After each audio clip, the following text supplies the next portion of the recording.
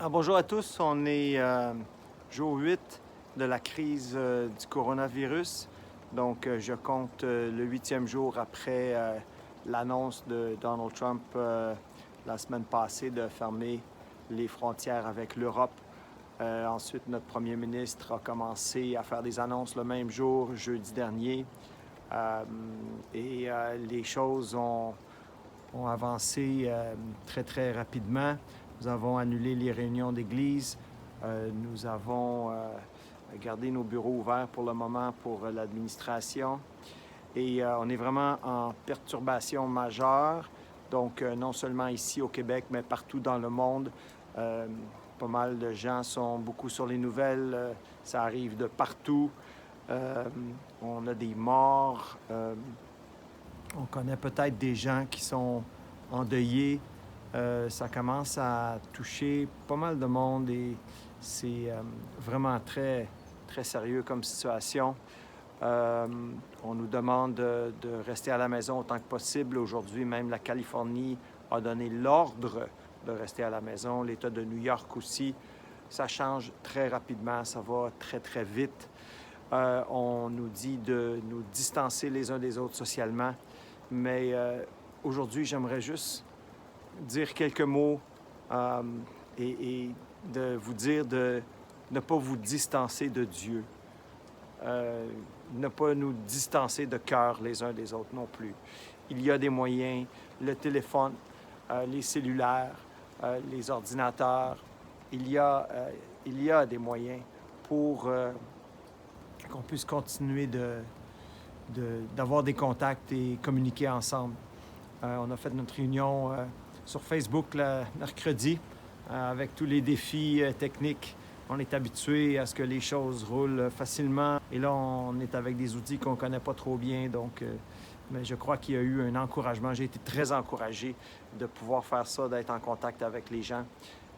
Et beaucoup de gens m'ont dit aussi qu'ils ont été encouragés. Je vous invite dimanche à 10h, on va avoir une réunion ensemble sur Facebook. Donc, tenez-vous au courant. C'est pas la première fois que les chrétiens sont confrontés à des situations comme celle-ci. Dans les années 1500-1527, il y avait la peste en Europe. C'était affreux. Les gens mouraient là, à des taux incroyables. Et je ne veux pas faire une comparaison, mais j'ai trouvé une lettre de Martin Luther, qui était le grand réformateur. Et voilà les conseils qu'il disait ici, entre autres. Il disait beaucoup de choses. J'ai pris en note ici un conseil de Martin Luther. Utilisez les médicaments, prenez les potions qui peuvent aider. Fumigez la maison, les jardins et les rues. Évitez les personnes et les endroits où votre prochain n'a pas besoin de vous ou qui est en convalescence. Agissez comme une personne qui veut aider quand la ville est la proie des flammes. Donc, notre société est en proie aux flammes. On a une part à jouer. On a des directives à respecter. Faisons-le. Prenons ça sérieusement. Je pense que le message est assez clair à ce niveau-là. Et encore dimanche, nous allons nous rencontrer. Pour ceux qui voudraient envoyer des dons aussi à l'Église, qui veulent envoyer leurs dons, contactez nos bureaux. C'est possible de faire des dépôts, des dons par Interac ou dépôt direct, dépendamment de votre institution financière. Et j'aimerais terminer avec quelques paroles sur la peur. Beaucoup de personnes sont plutôt insécures présentement. La peur semble vouloir saisir nos cœurs. Et je lisais une histoire ce matin de chiens de course, de traîneau. Vous savez, en Alaska, il y a une grande course de 1000 milles, 1600 km. Et les chiens, des fois, deviennent totalement épuisés et on doit les déplacer. Et quand ils déplacent les chiens, ils les mettent dans un sac. Et ça calme les chiens. Et les chiens sont empilés dans des petits avions, 15, 16 chiens. Ils sont tous dans des sacs et ils sont tous calmes, ça les calme. Et je crois qu'on a besoin que Dieu nous mette dans un sac.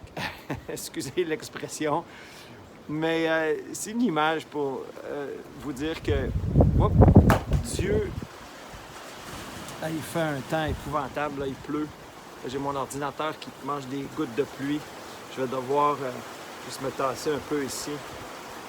Je me suis dit, je voulais être dehors un peu. On est peut-être tout le monde à l'intérieur et je voulais juste être dehors, faire cet enregistrement. Donc, la Bible nous dit ceci, et que sa parole puisse être un encouragement et qu'elle puisse nous apaiser. Non pas dans la connaissance qu'il y a une garantie quelconque qu'on ne va pas être touché. Si on est dans une ville qui brûle, on veut aider, mais peut-être qu'on va être brûlé aussi. C'est possible. Mais c'est pas ça qui est important. Ce qui est important, c'est d'être conscient que Dieu, lui, il nous garde. Et dans le psaume 139, il est écrit, tu sais quand je m'assieds, tu sais quand je me lève, tu pénètres de loin ma pensée, tu sais quand je marche, quand je me couche, et tu pénètres toutes mes voies. Car la parole n'est pas sur ma langue, que déjà, ô Éternel, tu la connais entièrement. Tu m'entoures par derrière et par devant. Et tu mets les vents violents, voyons.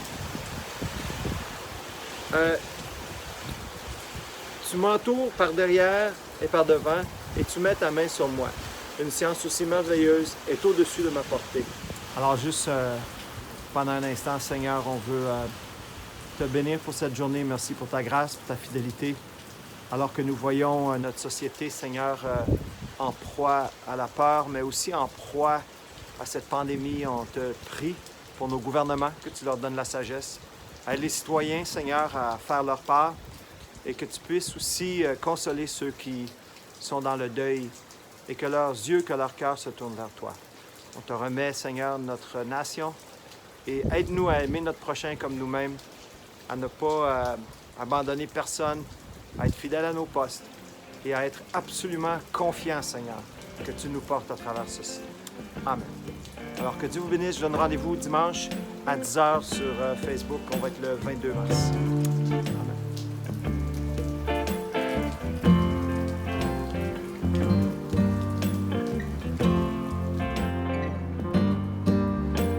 Donc, je suis en train de travailler sur mon vidéo de tout à l'heure que j'ai pris à la pluie.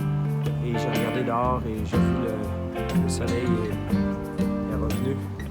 C'est magnifique. Il y a toute une différence. Et n'oubliez pas qu'après la pluie vient le beau temps.